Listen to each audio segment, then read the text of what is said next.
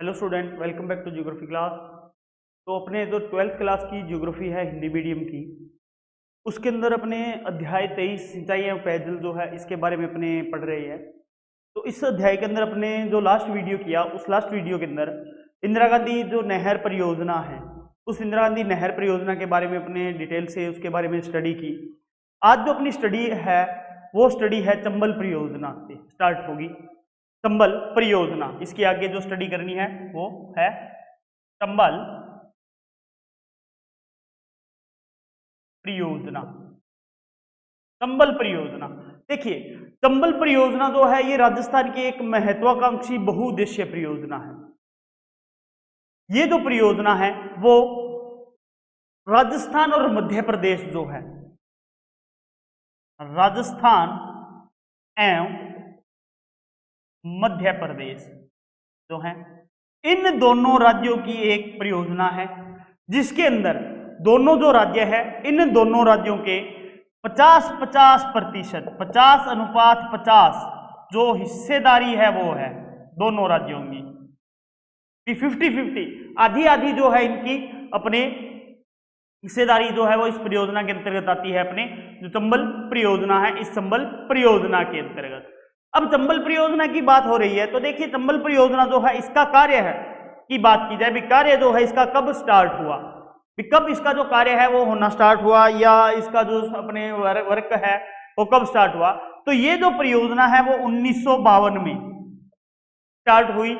1952 से लेके 54 के अंतर्गत 1952 to 54, 1952 से 54 में प्रारंभ हुई।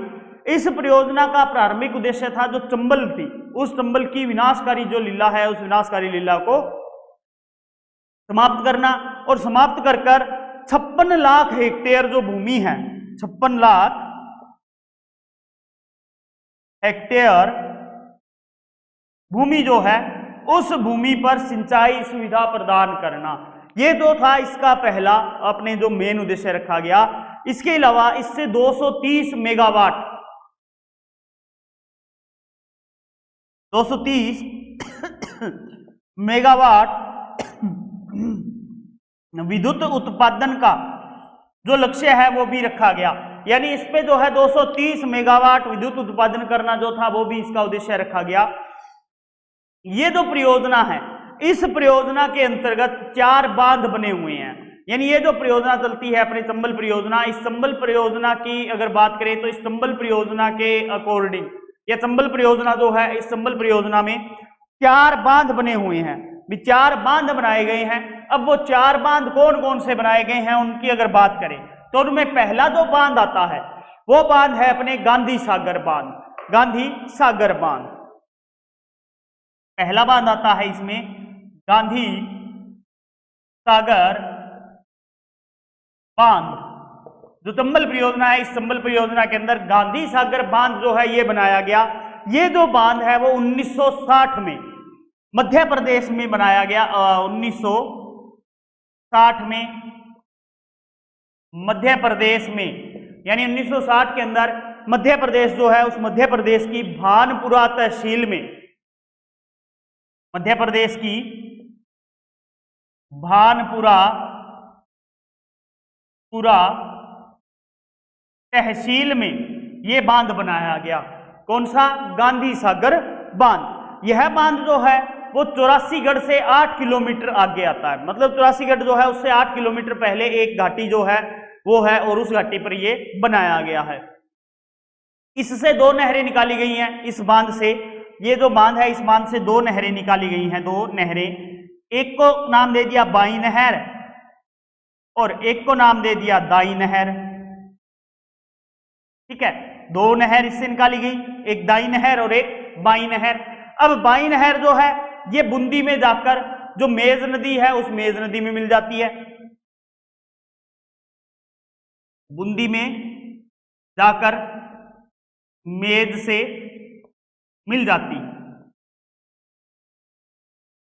है। ठीक है, बूंदी जो है वो मेज से जाके मिल जाती है। मतलब बूंदी जो है वो क्या करेगी, बूंदी तक जाकर मेज नदी में मिल जाएगी। तो बूंदी तक जाकर मेज नदी में मिल जाएगी। दाई नहर बात करें तो दाई नहर जो है वो पार्वती नदी को पार करके मध्य प्रदेश में चली जाती है। दाई क्या करेगी, पार्वती को पार करेगी, को पार कर लेगी और करके कहां पहुंच जाएगी, मध्य प्रदेश में। तो ये मध्य प्रदेश के अंदर पहुंच जाती है। अब यह यहीं पर जो मध्य प्रदेश के अंदर जब ये प्रवेश करती है तो इसके ऊपर एक जल स्टेशन भी बना हुआ है, जल विद्युत स्टेशन जो है वो भी बना हुआ है। तो ये गांधी सागर बांध जो है उसका हो गया। सेकंड जो बांध बना हुआ है इस पे, वो बना हुआ है राणा प्रताप सागर बांध, राणा प्रताप सागर बांध, सागर बांध जो है प्रताप सागर बांध जो है ये बना हुआ है इस पे दूसरा बांध, राणा प्रताप सागर बांध। यह जो बांध है वो बांध गांधी सागर से 48 किलोमीटर आगे, 48 किलोमीटर आगे चित्तौड़गढ़ में, ठीक है, चित्तौड़गढ़ में ये जाएगा। और चित्तौड़गढ़ में कहा, जो चूलिया जलप्रपात है, चित्तौड़गढ़ में चूलिया जलप्रपात के समीप, चूलिया जलप्रपात के समीप अपने जो रावत भाटा नामक स्थान है, उस रावत भाटा नामक स्थान पर बनाया गया है।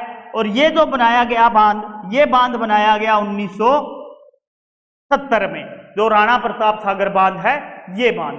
इसके बाद नेक्स्ट जो बांध आता है अपना अगला, वो बांध आता है जवाहर सागर बांध। 3 नंबर पे आता है अपने जवाहर सागर बांध। अब जवाहर सागर बांध जो है इसकी अगर बात की जाए तो रावत भाटा से 38 किलोमीटर आगे, ये कहां जा बनेगा, वो रावत भाटा में खत्म हुआ तो ये रावत भाटा से 38 किमी आगे पहुंच जाएगा कोटा में, ठीक है, कहां पहुंच जाएगा, कोटा में। तो रावत जी जो है वो क्या करेंगे, कोटा में जाएंगे और कोटा के समीप में बोरा लेकर वास कर जाएंगे, बोरावास में, बोरावास गांव में, ठीक है, बोरावास गांव में। तो देखिए ये कहां है, रावत भाटा से 38 किलोमीटर आगे बांध आता है, कोटा के समीप बोरावास गांव जो है उस बोरावास नामक गांव पे बनाया गया है। और यहां पर जो है एक जल विद्युत शक्ति गृह जो है उसकी भी स्थापना की गई है। इसके बाद अगला आता है कोटा बैराज, 4 नंबर पर आता है कोटा बैराज, कोटा बैराज। अब कोटा बैराज की बात करें तो देखिए कोटा बैराज जो है यह कोटा शहर के पास बनाया गया है। कहां, सिर्फ कोटा शहर में, कोटा शहर में, किस लिए, सिंचाई व पेयजल उपलब्ध कराने के लिए। क्या किया जाएगा, इससे सिंचाई की सुविधाओं के उद्देश्य से बनाया गया जो बांध होता है वो बैराज कहलाता है। और ये जो है सिंचाई की सुविधा की दृष्टि से बनाया गया है तो इसको अपनी कोटा बैराज के नाम से दिया गया है। इससे भी 2 नहरें निकलती हैं, एक तो दाई नहर जो पार्वती व परवन नदी को पार करके मध्य प्रदेश में चली जाती है, दूसरी निकलती है बाई नहर जो राजस्थान का जो कोटा है, बूंदी जिला जो है, उस बूंदी जिले में, कोटा जिले में सिंचाई व जल की जो आपूर्ति है वो पूर्ण करती है। तो ये कोटा बैराज हो गया। तो चंबल परियोजना जो है, चंबल परियोजना के कारण ही कोटा जो है राजस्थान का वो एक प्रमुख औद्योगिक केंद्र बन गया। इसके अलावा बाढ़ों पर नियंत्रण के साथ ही 5.6 लाख जो हेक्टेयर भूमि है उस कृषि योग्य भूमि पर सिंचाई होने लग गई और जो फसलों का उत्पादन है वो भी बढ़ गया है। कृषि के क्षेत्र में काफी तेज विकास हुआ है। चंबल का जो क्षेत्र है उस क्षेत्र में पर्यटन को भी बढ़ावा मिला है। तो ये जो चंबल परियोजना है उस चंबल परियोजना के बारे में अपने आता है। चंबल परियोजना के बाद में नेक्स्ट जो अपने आता है वो आता है अपने माही बजाज सागर परियोजना। जो माही बजाज सागर परियोजना है उसकी बात आती है, माही बजाज सागर परियोजना। चंबल पूरी हो गई, अब आती है माही बजाज सागर परियोजना। माही बजाज सागर परियोजना। अब माही बजाज सागर परियोजना की बात करें तो देखिए दक्षिणी जो राजस्थान है उस दक्षिणी राजस्थान का आदिवासी बाहुल एरिया है बांसवाड़ा व डूंगरपुर। ठीक है, उस बांसवाड़ा और डूंगरपुर के जिलों की जो जनता है, उस जिलों की जनता की समृद्धि के लिए राजस्थान व गुजरात की ये संयुक्त परियोजना है। राजस्थान व गुजरात की संयुक्त परियोजना है। चंबल किसकी थी? चंबल किसकी थी? चंबल थी राजस्थान और मध्य प्रदेश की। यहां कौन है? राजस्थान और गुजरात। तो राजस्थान और गुजरात की ये क्या है? एक संयुक्त परियोजना है। अब ये परियोजना जो है ये कब हुई? ये परियोजना जो है 1966 में एक समझौता हुआ। 1966 में एक समझौता हुआ। उस समझौते के अनुसार राजस्थान जो है, उस राजस्थान का हिस्सा इसमें रहेगा 45%। राजस्थान का हिस्सा रहेगा इसमें 45%। बाकी बचा 100 में से वो कितना रह गया? गुजरात के पास 55%। ठीक है, 45% तो राजस्थान का हिस्सा होगा और 55% किसका होगा? 55% होगा गुजरात का। इस परियोजना के अंतर्गत बांसवाड़ा जो है, उस बांसवाड़ा के बोरखेड़ा गांव में, बांसवाड़ा का बोरखेड़ा गांव है, बांसवाड़ा का गांव है बोरखेड़ा। इस बोरखेड़ा गांव के समीप में माही बजाज सागर बांध बनाया गया है। बजाज सागर बांध जो है वो बनाया गया है बोरखेड़ा गांव में, बांसवाड़ा के। इसके अलावा यहां से दो नहरें निकलती, दो नहरें हैं, दो विद्युत ग्रह हैं, दो लघु विद्युत ग्रह हैं, एंड कागदी पिकअप बांध जो है वो भी यहां पर बनाया गया है। अब ये जो परियोजना थी, इस परियोजना को 3 चरणों में पूरा किया गया। इस परियोजना को 3 चरण जो है उन 3 चरणों में पूरा किया गया। तो इसके प्रथम चरण की बात करते हैं अपने भी। 3 चरण जो है वो कौन कौन से थे? प्रथम चरण में क्या हुआ? तो प्रथम चरण की बात करते हैं इसकी परियोजना की। प्रथम चरण, अब प्रथम चरण की बात आती है तो देखिए, प्रथम चरण में बांसवाड़ा के समीप में माही नदी जो है, उस माही नदी पर माही बजाज सागर बांध बना दिया गया एक तो। दूसरा, इसका जो जल ग्रहण क्षेत्र है वो बांसवाड़ा के अंदर जो गांव है उसके अंदर देखे तो इसका जो जल ग्रहण क्षेत्र है वो था 6240 वर्ग किमी। ठीक, 6240 वर्ग किमी था। और इस बांध की जो भराव क्षमता है वो भराव क्षमता रखी गई 72.70 TMT। ठीक है, 72.70 TMC, सॉरी TMT नहीं है, TMC है, TMC। 72.70 TMC जो है इस बांध की परियोजना जो है वो रखी गई भरने की। इसके बाद इसका आता है द्वितीय चरण। भी प्रथम चरण में तो एक माही बजाज सागर बांध बन गया, भराव जो जल क्षेत्र है वो इसका था 6240 किलोमीटर, और इसमें बांध जो बना उसकी भराव क्षमता रखी गई 72.70 TMC। ठीक है, इसके बाद द्वितीय चरण आता है इसका, द्वितीय चरण। अब द्वितीय चरण की इसके बात करें भी, द्वितीय चरण में क्या होता है? तो देखिए, द्वितीय चरण जो है, इस द्वितीय चरण में डूंगरपुर जो था, उस डूंगरपुर में सिंचाई की सुविधा हेतु आनंदपुरी व सागवाड़ा नामक नहरें निकाली गई। आनंदपुरी व सागवाड़ा नामक नहरें जो हैं, इन नहरों का निर्माण किया गया सिंचाई की सुविधा के लिए। किस क्षेत्र में? डूंगरपुर में। तो इन वितरिकाओं की कुल जो लंबाई थी वो कुल लंबाई थी 854 किलोमीटर। 854 किलोमीटर इन वितरिकाओं की कुल लंबाई जो है वो 854 किलोमीटर आती है। और इस परियोजना द्वारा 1.2 लाख जो अपने हेक्टेयर क्षेत्र है, 1.23 लाख हेक्टेयर क्षेत्र जो है, इस क्षेत्र में सिंचाई सुविधा की व्यवस्था की गई। भी सिंचाई जो सुविधा है उस सिंचाई सुविधा की व्यवस्था की गई और उपलब्ध जो है इसको कराने का जो प्रस्ताव है वो पारित किया गया। तृतीय चरण की बात आती है इसकी। भाई तृतीय चरण में क्या हुआ? तृतीय चरण, तो तृतीय चरण के अंदर जो विद्युत ग्रह है उन विद्युत ग्रहों का निर्माण किया गया। 2 विद्युत ग्रह जो हैं इस पे बनाए गए और उन दो विद्युत ग्रहों की जो अपने विद्युत उत्पादन क्षमता है वो विद्युत उत्पादन क्षमता 140.95 मेगावाट जो है वो रखी गई, यानी 140.95 मेगावाट जो विद्युत क्षमता है वो उत्पादन जो है यहाँ से किया जा रहा है विद्युत का।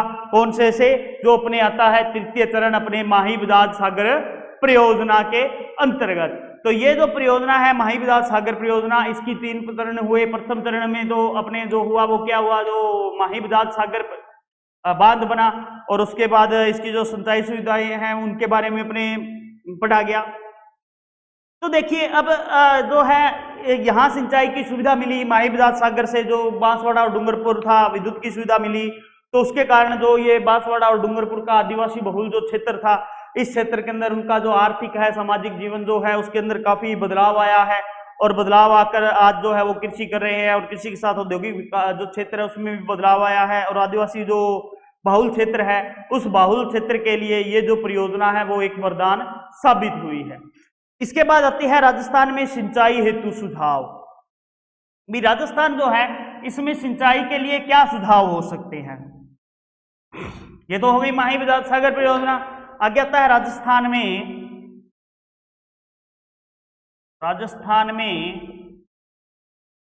सिंचाई विकास हेतु सुझाव। राजस्थान में सिंचाई विकास हेतु सुझाव। तो सिंचाई विकास हेतु सुझाव जो है वो क्या हो सकते हैं राजस्थान के अंतर्गत अगर बात की जाए तो भी सिंचाई के विकास में राजस्थान में क्या किया जाए जिससे सिंचाई का यहाँ पर विकास हो सके। तो देखिए यहाँ पर जो उपलब्ध जल है उस उपलब्ध जल का सर्वाधिक संरक्षण किया जाए। किसका? उपलब्ध जल का। जो उपलब्ध जल है उस उपलब्ध जल का सर्वाधिक संरक्षण जो है वो किया जाए। भूजल उपयोग जो है उसके प्रति सतर्कता हो। भूजल उपयोग के प्रति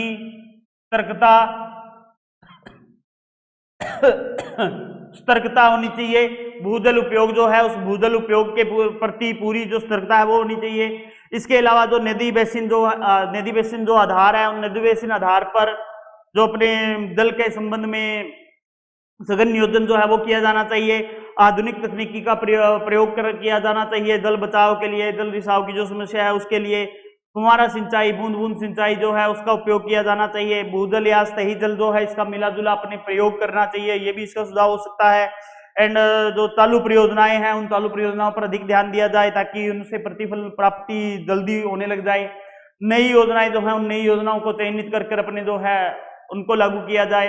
तो इस प्रकार से ये कुछ इसके सुझाव जो है वो अपने दे सकते हैं। तो ये सुझाव आते हैं अपने राजस्थान के अंदर जो अपने सिंचाई की सुविधा है उसके। इसके बाद अपने आता है पेयजल। राजस्थान में पेयजल, अब पेयजल की बात करेंगे राजस्थान के अंदर। पेयजल कौन सा होता है? पीने के लिए जो जल यूज किया जाता है उसको बोलते हैं पेयजल, यानी जो पिया जाएगा। तो राजस्थान जो है इसकी देखिए अपनी एक भौगोलिक विशेषता है और जलवायु दशा है जिसके कारण यहाँ पर सीमित और न्यूनतम जल स्रोत जो है वो उपलब्ध होते हैं और उन नियमित और सीमित जल अपने स्रोत जो हैं उनकी वजह से अपने यहाँ पर जो है काफी कठिनाई जो है महसूस की जाती है। सूखा यहाँ पे पड़ जाता है कई बार अकाल जो है उसकी भी संभावना जो है यहाँ पे होती है। वर्षा जो है वो अपर्याप्त होती है और राज्य की जो जलवायु है उसमें भी विविधता देखने को मिलती है। तो इस प्रकार से जो राजस्थान है वो देश का सर्वाधिक सूखा जो प्रदेश है उसमें शामिल है। प्रदेश में उपलब्ध अगर जल स्रोतों को देखा जाए तो ये लगभग देश के 1% जल स्रोतों के लगभग आता है। भी जो है अपना टोटल स्रोत है वो लगभग कितना मिलता है? 1% देश का। तो देश का 1% जो है वो अपने यहाँ पर प्राप्त होता है राजस्थान के अंदर देखने को पेयजल के अंदर। इसके अलावा यहाँ पर देखिए कुछ स्थानों पर जो उपलब्ध जल है उस जल के अंदर अत्यधिक लवण घुले हुए होते हैं। अत्यधिक घुलनशील लवण जो है, लवणीय जल होता है यहाँ पर, लवणीय जल जो है वो यहाँ पर पाया जाता है। अत्यधिक लवण उसमें घुले हुए होते हैं, फ्लोराइड की गुणवत्ता होती है। तो अगर पेयजल की मानक दृष्टि से देखा जाए तो ये कम मूल्यवान होता है। इसके अलावा पानी में गरीब कहे जाने वाले राज्य अगर राजस्थान की बात करें तो यहाँ पर पारंपरिक और प्राचीन समय से ही जल संरक्षण जो प्रणालियां हैं उनको यहाँ पर अपनाया जा रहा है। इसके अलावा जो पेयजल का संकट है, उस पेयजल के संकट को देखते हुए प्राचीन जो संरक्षण तकनीक है, उस संरक्षण तकनीक का फिर से जो है आवश्यकता पड़ सकती है। अभी सख्त आवश्यकता है अभी अपने जो पेयजल है उसको बनाया जाए, बचा के रखा जा सके। राजस्थान में विज्ञान एवं पर्यावरण संरक्षण जो केंद्र है या थार सोशल डेवलपमेंट जो अपने सोसाइटी है वो मिलकर जो राजस्थान की परंपरागत ये जल संरक्षण की प्रणालियां हैं उनको पुनर्जीवित करने में का जो कार्य है उस कार्य में जुटी हुई है। पेयजल की व्यवस्था करने के लिए जो जन कल्याण की परियोजनाएं हैं उनको राजस्थान में लागू की जानी चाहिए। और भूजल जो गुणवत्ता है उस भूजल गुणवत्ता को भी बदलाव जो है वो किया जाना चाहिए। भूजल की जो आमद है उसकी जो कमी आ रही है, गिरते भूजल का जो स्तर है, शहरीकरण या बढ़ती अपने जो जनसंख्या है उस बढ़ती जनसंख्या की समस्या के कारण जितनी भी दिक्कतें आ रही हैं उन दिक्कतों का उपयोग किया जाए। जनता जल उपयोग जन स्वास्थ्य यांत्रिकी विभाग की एक पेयजल योजना है जो अपने चलाई जा रही है। इसके उपरांत कुछ संचालक जो स्वैच्छिक अपने संगठन है वो स्वैच्छिक संगठन भी एनजीओ ग्राम पंचायतें जो हैं वो भी अपने जो है ये जनता जल योजना जो है वो उनको सुपुर्द कर दी गई है। और वर्तमान में अगर बात की जाए तो वर्तमान में बीकानेर और जैसलमेर को छोड़ के वर्तमान में बीकानेर और जैसलमेर को छोड़कर बाकी जो 31 जिले हैं उन 31 जिलों में ये जनता जल कल्याण योजना जो है वो चलाई जा रही है। और 31 जिलों के अंदर जो ये जनता जल योजना है वो संचालित है। और ये 31 जो जिले हैं 31 जिलों में 6,541 31 जिलों में 6,541 जनता जल परियोजना जो है वो संचालित हैं। इतनी जो परियोजनाएं हैं वो संचालित हो रही हैं फिलहाल। और ग्रामीण जो अपने क्षेत्र है उन क्षेत्रों के अंदर देखा जाए तो उनमें अपने देश के अंदर जो जल ग्राम है वो बनाया जाना भी है, मंजूर किया जा चुका है। चयनित जो ग्राम है उन चयनित ग्राम के अंदर जो जल संबंधित विभाग है उनको अपने जो पेयजल उपलब्धता है उसकी सुनिश्चित करने के लिए उन्हें गाइडलाइन जो है वो भी दी जा चुकी है। तो इस प्रकार से जो राजस्थान है इसके अंदर पेयजल की जो समस्याएं हैं वो क्लियर होती है। इसके बाद अगर अपने राजस्थान की बात करें ग्रामीण अपने जो पेयजल योजनाएं हैं उनकी बात की जाए राजस्थान में ग्रामीण पेयजल योजनाएं, ग्रामीण पेयजल योजनाएं। अब ग्रामीण पेयजल योजनाएं जो है इनकी अगर बात की जाए तो देखिए ग्रामीण पेयजल योजनाएं जो है इनकी बात करें तो राज्य में कुल अपने 43,264 आबाद गांव हैं। आबाद गांव यानी आबाद गांव का मतलब है बसे हुए जहां पर लोग रह रहे हैं, उतने तो गांव हैं। और 77,869 ढाणियां हैं। 869 ढाणियां जो हैं वो राजस्थान में पाई जाती हैं। और वर्ष 2014-15 तक अगर देखा जाए तो विभिन्न योजनाओं द्वारा जो अपने ये ग्राम है जो 43,264 77,869 और इनको देखा जाए तो विभिन्न जो योजनाएं हैं उन विभिन्न योजनाओं द्वारा अपने 42,000 2014-15 तक 2014-15 की बात है तो 14-15 तक 42,843 जो गांव हैं 42,843 गांव व 66,629 ढाणियां जो हैं, ठीक है 66,629 जो ढाणियां हैं, सॉरी 629 नहीं है ये है 560, 66,560 जो ढाणियां हैं। इन ढाणियों के अंदर आंशिक रूप से पूर्णतः या आंशिक रूप से इनको लाभान्वित किया जा चुका है जो अपने ग्रामीण पेयजल योजनाएं हैं उनके द्वारा। इसके बाद बात आती है शहरी पेयजल योजनाओं की। ग्रामीण पेयजल योजनाएं हो गई हैं, इसके बाद आती है शहरी पेयजल योजनाएं। शहरी पेयजल योजनाएं शहरी पेयजल योजनाएं। अब शहरी पेयजल योजनाओं की बात की जाए तो देखिए राज्य के जो सभी शहर और कस्बे हैं, लगभग जो सभी शहर है 222 शहर या कस्बे हैं, ठीक है, शहर या कस्बे, राज्य के 222 शहर या कस्बे जो है, इन शहर या कस्बों में विभिन्न परियोजनाओं द्वारा जल की जो है वो प्राप्ति की जा रही है। इनमें से लगभग 20% शहर जो हैं, उन 20% शहरों को सही स्रोतों से, 20% शहर जो हैं उनको सही स्रोतों से जल उपलब्ध करवाया जा रहा है, और 60% जो शहर है उन 60% शहर को भूजल स्रोतों से, 60% शहर को भूजल स्रोतों से जो है पेयजल उपलब्ध करवाया जा रहा है राजस्थान के अंदर। और शेष लगभग 20% जो शहर है, उन 20% शहर में पेयजल योजनाएं हैं, भूस्तर जल के मिश्रित जो जल स्रोत है उनके आधार पर आधारित जो परियोजनाएं हैं वो चलाई जा रही हैं। राजस्थान के अंदर कुछ अपने वृहद परियोजनाएं जो हैं वो अभी भी शुरू करनी है, जिनके अंदर अपने जैसे बाड़मेर लिफ्ट योजना आती है, इसरदा बांध योजना है, जयपुर बिशलपुर फेज योजना है, चंबल बिशलपुर परियोजना है, ये इसके अपने जो है अपने करनी है। इसके बाद आती है सिंचाई व पेयजल प्रबंधन के अन्य प्रयास। सिंचाई व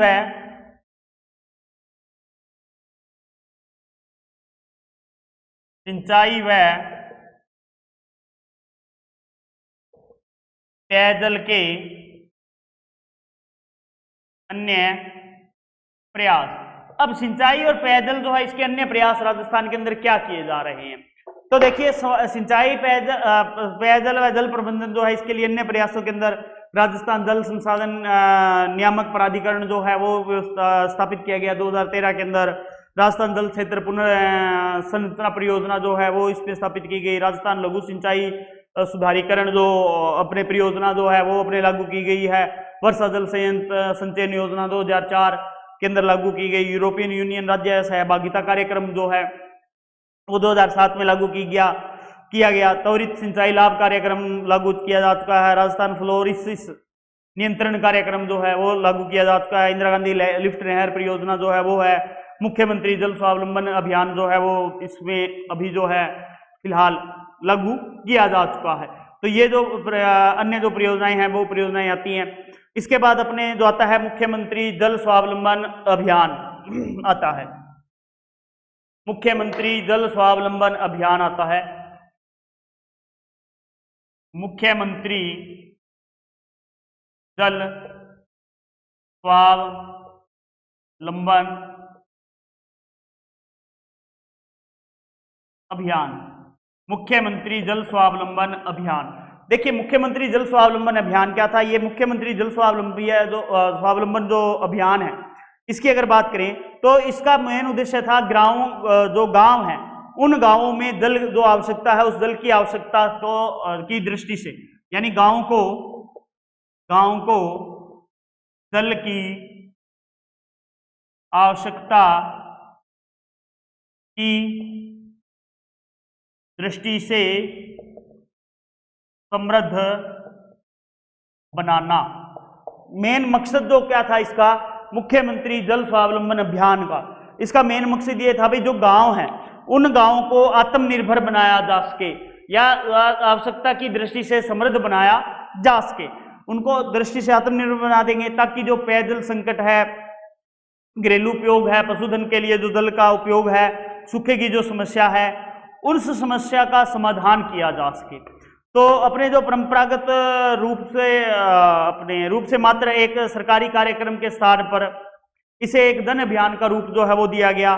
और इस अभियान के अंतर्गत अपने जो है मुख्यमंत्री जल स्वावलंबन योजना जो है इसके अंतर्गत 9 राज्य के जो विभाग है उन 9 राज्य के विभागों को इसमें शामिल किया गया, जिसमें सामाजिक धार्मिक समूहों तथा आमदन के जो भागीदारी है वो सुनिश्चित करने के लिए। इसके साथ साथ सरकारी जो प्रयास है उन सरकारी प्रयासों के साथ में अपने इनके अंतर्गत अपने जो है प्रबंधन करना या सामुदायिक योगदान से जो जल संसाधन है उन जल संसाधनों का संरक्षण करना, उनको श्रमदान देना, मशीनरी वगैरह जो है उपलब्ध करवाना, उनका प्रबंधन करने के लिए संसाधन का, वो सारी अभियान के अंतर्गत दिया गया। ये अभियान जो है वो अपने मध्य जुलाई 2016 तक बात करते हैं इसकी, तो मध्य जुलाई 2016 तक, मध्य जुलाई 2016 तक जो ये अभियान है, इस अभियान की बात आती है मध्य जुलाई 2016 तक, तो ये जो है 3529 गांवों में अपने 91,043 जल संरक्षण और संग्रहण कार्यों का निर्माण कर चुका है। तो 2016 तक जो है इसने इतना अपने कर दिया। इस अभियान के अंतर्गत देखिए अपने जो रखा गया वो ये रखा गया, अभी प्रस्तावित जो परियोजनाएं हैं उन परियोजनाओं का प्रतिवेदन दिया जाए, और प्रतिवेदन देकर जो मुख्यमंत्री जल स्वावलंबन योजना है इसके द्वारा अपने जल संरक्षण और तकनीक जो है उसको अपनाया जाए। जो अपने जल संरक्षण की या संग्रहण की जो तकनीक है उसका भौतिक ढांचा स्थिति कैसी हो, प्रामाणिकता कैसी हो, गुणवत्ता कैसी हो, उस सबको सुनिश्चित किया जाए। अभियान के अंतर्गत जो ग्रामीण क्षेत्र है उन ग्रामीण क्षेत्रों में स्टेगर ट्रेंच वगैरह, अपने सतत समोच ट्रेंच है, मिनी परकोलेक टैंक वगैरह जो है आदि बनाया जाए, और सिंचाई की दृष्टि से गांवों को अपने जो है इसमें यानी सशक्त कर दिया जाए। जो सूखे अपने जो हैंडपंप वगैरह जो है उनको दोबारा से शुरू किया जा सके। तो इस प्रकार से जो है जल का जो संकट है उस जल के संकट को दूर करने के लिए मुख्यमंत्री जल स्वावलंबन जो अभियान है वो राजस्थान में चलाया गया। तो इसी के साथ अपना जो ये मुख्यमंत्री जल स्वावलंबन अभियान है अपना ये लेसन कंप्लीट होता है। तो नेक्स्ट वीडियो में अपने नेक्स्ट लेसन के साथ मिलेंगे। आज के लिए इतना ही, धन्यवाद।